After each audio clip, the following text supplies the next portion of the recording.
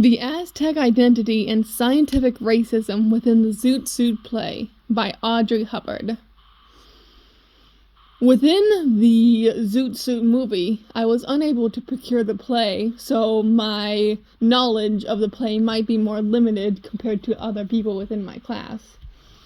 But in the movie, during the trial scene, there is a man, an unnamed man, who comes up into the podium to try and sway the jury into believing that the main character murdered a man by using scientific racism. He specifically states that the Caucasian youth, when engaged in fighting, will often resort to fisticuffs, but this Mexican element, the desire to kill with a knife, is an inborn characteristic of the bloodthirsty Aztecs. Now, this notion is utterly false, but many years ago, in the American past, scientific racism was used to dehumanize and degrade many people of color, deny them opportunities and even their own reproductive rights. Now, what exactly is scientific racism? Well, scientific racism, by definition, is the theory that certain racial and ethnic groups have certain inborn characteristics, like moral character, intelligence, strength, and endurance. This was easily used to cut people into certain groups, such as inferior and superior, with white people obviously being put within the superior box, and people of color being put into the inferior box. Now, this type of notion was used to make eugenics laws. These laws deprived around 60,000 Americans of their reproductive rights. Many of them were Native Americans, Africans, and Hispanic people. It even still continues on today in the form of forcefully stripping disabled people of their reproductive rights if the state or their family deems it appropriate.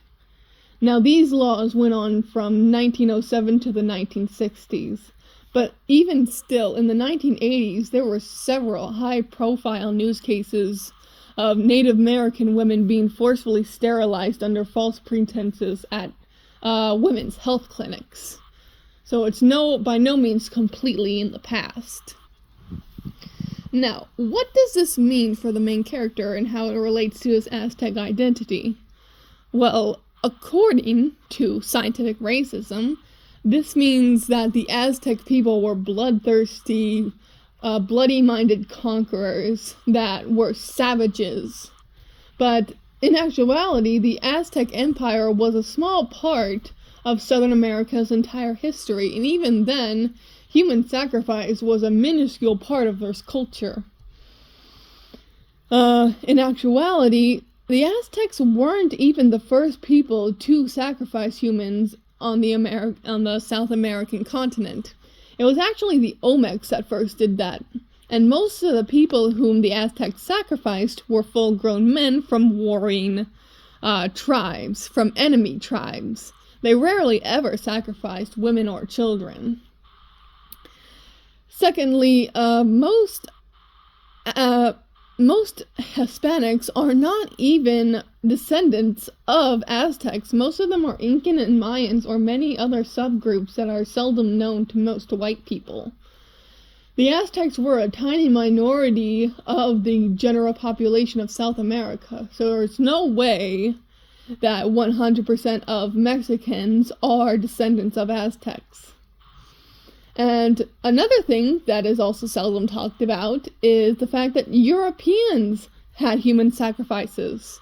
Now, when it comes to discussions of human sacrifices, I found that people will only ever bring up the Aztecs or the Native Americans in order to demonize them.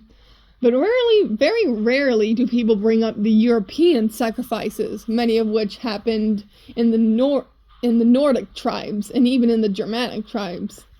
I have left a video for you that readily explains how human sacrifices happened in Viking times. You only need to watch from 4:42 to 6:42 to the exact 2-minute time limit of a video. Now, this scientific racism changes, of course, all racism changes, how a person views their ancestral identity. For our main character, he obviously wants to bury that part of himself. He wants to be seen as this modern, upright man. That's why he wants to join the Navy so badly. But during his stay in jail, he's put on 90 days of solitary confinement, a torture method. Now, during this 90 days, he has intense hallucination due to the lack of stimulation. And during these hallucinations, he sees his own brother, dressed in a zoot suit, being forcefully stripped by a group of thuggish Navy men. And when they're done, he's left in nothing but a loincloth. When the main character rushes over to his brother to try and console him, he finds that he has turned into himself. He is the one wearing the loincloth. He stands proudly, the other, him at least, in this loincloth and backs away into the darkness. Now, to me, this is obviously a form of symbolism for accepting his ancestral identity. At first, he's horrified by his modern identity being forcefully stripped away and vilified before him, just as his ancestral history was. But then he sees himself stand proud in that ancestral regalia. So he doesn't come out as proud of his ancestral roots, but he does definitely accept the fact that no matter what he does, he will be demonized for it. So why should he feel shame about either his ancestral roots or his modern day identity? It is a way of accepting both, I believe. My links are in the last slide. Thank you for listening.